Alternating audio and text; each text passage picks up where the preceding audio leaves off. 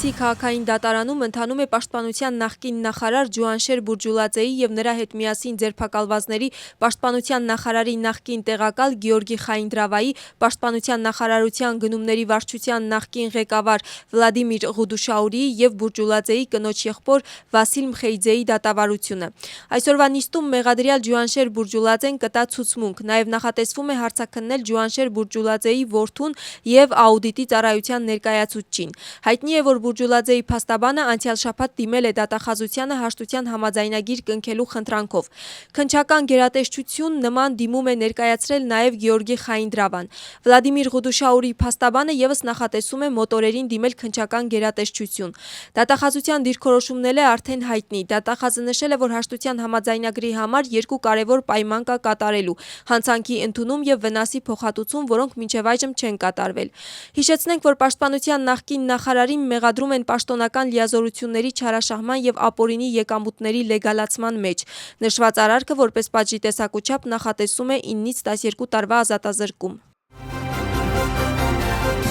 Ներքին գործերի նախարարության աշխատակիցները Բաթումիում ձերբակալել են Ինտերպոլի կարմիր ծանուցմամբ միջազգային մակարդակով հետախուզվող Թուրքիայի Հանրապետության քաղաքացու 1974 թվականին ծնված անձի։ Ձերբակալվածը Թուրքիայի իրավապահ մարմինների պահանջով որոնվում էր Ինտերպոլի կարմիր ծանուցմամբ միջազգային մակարդակով ծանր հանցագործության համար։ Ներկայումս ձերբակալվածի նկատմամբ ընթանում են օրենքով նախատեսված արտահանձնման ընթացակարգերը։ Տեր Շիոյի հրավերով վաղը Պատրիարքարանում տեղի կունենա Սուրբ Սինոդի նիստը։ Հավաքը գովազդված է ժամը 12-ին։ Նիստի նպատակն է քննարկել այն կազմակերպչական հարցերը, որոնք դուրս գրված չեն Վրաստանի ուղղափառ եկեղեցու կառավարման դրույթով, այդ թվում Սինոդի հետագա նիստերին և ընդլայնված ժողովին վերաբերող մանրամասներ, ինչպես նաև ժողովի անցկացման վայրը, պատվիրակների հրավիրման ընթացակարգը և այլ անհրաժեշտ հարցեր։ Տեղեկությունը տարածել է Պատրիարքարանի հասարակության հետ կապերի ծառայությունը։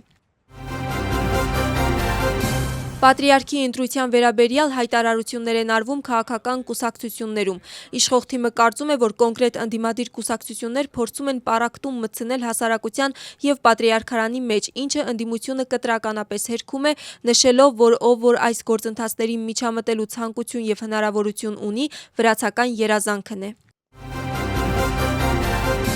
Սիոնի պատրիարքական տաճար քաղաքացիները կրկին գնում են Նորին Սրբության շիրիմին, իսկ հոգևորականները ամեն օր հոգեհանգստյան արարողություն են անցկացնում Իլյա II հոգու համար։ Ծխականները կարող են այցելել Նորին Սրբության շիրիմին ամեն օր առավոտյան ժամը 8-ից մինչև գիշերվա 22-ը։ Նոր ընդդիմադիր դաշինք, գործողությունների ծրագիր և նպատակներ։ Ընդդիմության մի մասը աջակցում է այս միավորման գաղափարին և մտածում է, որ ներկայիս քաղաքական իրականությունում լավագույն լուծումը ուժերի միավորումն ու համատեղ պայքարն է։ Իշխանության ընդդիմախոսների մի մասը կասկածանքով է գնահատում այս միությունը։ Նրանց խոսքով նման միավորումներ նախկինում էլ են տեսել և դրանք հասարակության համար դրական արդյունք չեն տվել։ Իշխանության ներկայացուցիչների պարզաբանմամբ ընդդիմադիր դաշինքը հաջողության շանս չունի։ Շվեյցարիայում Վրաստանի դիվանագիտական, ծառայողական և պաշտոնական անձնագրերի տերերի համար ապրիլի 3-ից վիզա անհրաժեշտ կլինի։ Նշված որոշումը Շվեյցարիայի դաշնային խորհուրդը ընդունել է ապրիլի 1-ին և այն ուժի մեջ կլինի 12 ամսվա ընթացքում։ Վրաստանի սովորական անձնագիր ունեցող քաղաքացիների վրա փոփոխությունը չի տարածվի։ Հայտարարության մեջ բացատրել են, որ Եվրամիության որոշումը Շենգենի իրավունքի մաս է և Շվեյցարիան պարտավոր էր միջոցներ ձեռնարկել։ Բեռնը համապատասխան փոփոխություններ է կատարել ազգային օրենսդրությունում և կասեցրել է երկու երկրների միջև վիզաների պարզեցման համաձայնագրի մի մասը։ Իրանի նախագահի հայտարարությամբ ԱՄՆ-ի հետ հնարավոր է և առճակատում, և հարաբերություններ։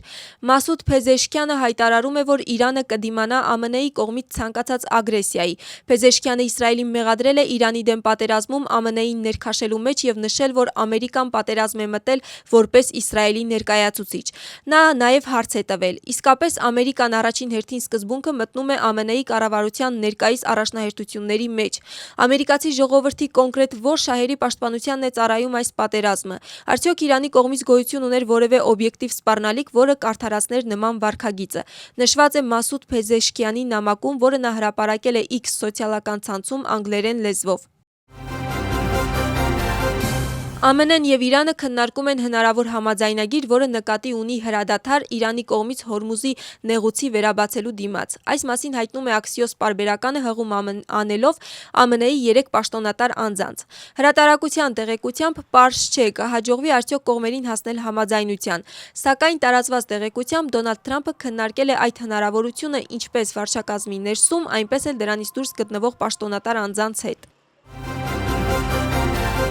Հայաստանի վարչապետը հայտարարել է, որ Հայաստանի եւ Ռուսաստանի միջև հարաբերությունները երբեք չեն դրվել եւ չեն դրվի հարցականի տակ Եվրամիության հետ Երևանի համագործակցության պատճառով։ Ռուսաստանի նախագահի հետ հանդիպման ժամանակ Նիկոլ Փաշինյանը նաեւ զրուցել է Ադրբեջանի հետ հարաբերությունների կարգավորման մեջ Մոսկվայի կարևոր դերի մասին։ Իսկ Ռուսաստանի նախագահը հայտարարել է, որ Երևանը չի կարող միաժամանակ լինել երկու տնտեսական միություններում՝ Եվրամիությունում եւ Եվրասիական տնտեսական միությունում։